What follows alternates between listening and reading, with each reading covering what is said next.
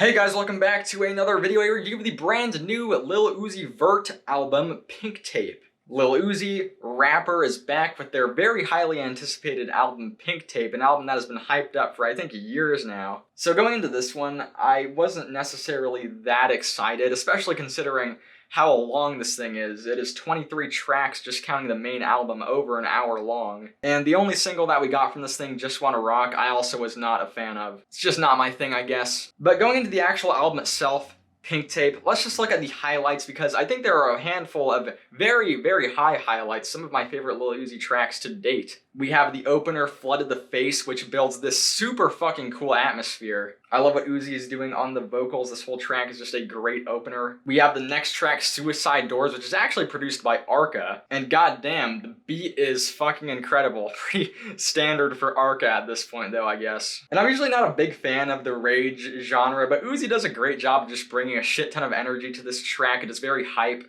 We have Nakamura, which samples the WWE wrestler Shinsuke Nakamura's theme song. And once again, Uzi does a great job of writing this beat. I like their sung vocals a lot, brings a great vibe, it is very colorful. And then we have Fire Alarm, which samples the Justice song Stress. Also features vocals from the electronic duo Snow Strippers. And yeah, this track is super intense, feels like I'm in a burning building and I only have like 5 minutes to escape. I mean, the song is called Fire Alarm though, so I guess that makes a lot of sense. Lil Uzi's pitched down vocals also add to the intensity. I like that production choice. But other than those highlights that I love, there is some straight up garbage on this thing. One of the songs being Endless Fashion with Nicki Minaj. And I'm just like, why do we need more interpolations of I'm Blue by Eiffel 65? Like, was that last BB Rexa and David Guetta I'm Good song not enough? That song is fucking terrible. And Uzi's interpolation is honestly not much better. But that's not really what makes me just hate this track. It is Nicki Minaj on the chorus where she drops probably the worst line I've heard all year with I Got a Republican Doctor. He made that ass great again, MAGA. What are we doing? What are we doing right now? I'm just lost and I am confused. I like Nicki's actual verse and Lil Uzi on the rest of the song, but my god, man, those two things are just like, Jesus Christ. And then we have the one everyone's talking about, CS, which I wish did not stand for Chop Suey because this cover is god-awful. Yes, that is right, this is a cover of the System of a Down classic song, Chop Suey. And it always baffles me how on albums with this high of a profile artist that songs like this are able to be created. And what I mean by that is the instrumental sounds so fucking cheap.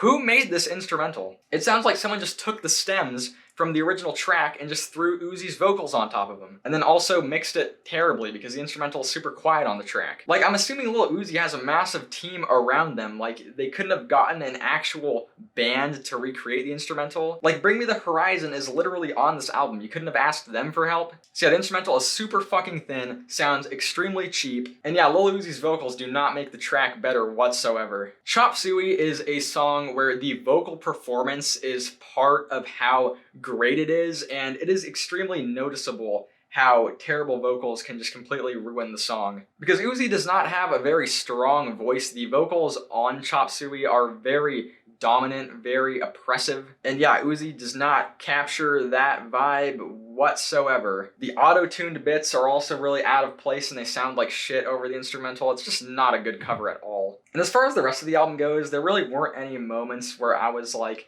either super offended by how bad it was, like those tracks, or was like, oh wow, this is like extremely cool, like some of the ones I mentioned earlier. On the back end of the record, I think we have a lot of cool ideas going on, like on the tracks Pluto to Mars, Patience with Don Toliver, Days Come and Go, but all of these songs are over 4 minutes long. And after the first half, it's like, my god, they get so boring. And yeah, that's one of my bigger complaints about this album. A lot of the tracks are very dragged out. The entire album itself is very dragged out. Like I said, 23 tracks on the main album, it is over an hour long. And for the shorter, more like hype songs on the front half, I don't know, I feel like a lot of them can just go a lot harder. I feel like some of them are just missing that kick to them. There's the track A with Travis Scott where, I don't know, it just feels like something is missing from the song. I don't know if it's that Uzi and Travis's vocals aren't that like energetic enough, or if it's the beat that just feels a little bit hollow, I guess. I don't know, it just feels like something is missing. And yes, this is the track where Travis Scott says that he's gonna make her do the gritty. Whatever the fuck he means by that. Another interesting thing about this album is that there are features from full-on metal bands. We got Bring Me the Horizon and Baby Metal in the mix. But the thing is, with their respective tracks, they just sound like Bring Me the Horizon and Baby Metal songs. It doesn't feel like a Lil Uzi song at all. There's the end with Baby Metal, which if you're familiar with Baby Metal's gimmick, it's pretty much that, the super flashy guitars and the cute vocals. But in terms of Uzi, their vocals are just like mixed really low, their parts are really short. It just feels like Baby Metal featuring Lil Uzi, not the other way around. It doesn't even feel like a Lil Uzi feature either, it just feels like Lil Uzi was sampled in. While I do like the song, it's just a bit head-scratching as to why Uzi is barely even present on their own track. Same thing goes with Werewolf by Bring Me the Horizon. The riffs are super cool, the bass line is sick, the drums are tight. But once again, Uzi is barely even on their own song. Where are they? So yeah, I like those songs, but they are just very head-scratching as to where the hell Lil Uzi is at. So yeah, this was a very mixed bag of an album. Very high highs, very low lows, and just a lot of tracks that I think could have been cut down, could have been expanded on. Just a very inconsistent album. Hopefully for the next one, Uzi continues to experiment, does more of the weirder tracks that they were trying out on this one, and cuts down the album by a lot. Please just give us like a little nice, consistent, tight package of weird music like the highlights on this thing. For the Pink Tape though, I think I'm gonna give this one a 5 out of 10. Thank you guys for watching this video. Tell me what you thought about the album in the comment section. Do you agree with what I said? Do you disagree? Tell me what you thought. And yeah, if you enjoyed the video, drop a like, subscribe if you would like to see more, and I will see you next time. Goodbye.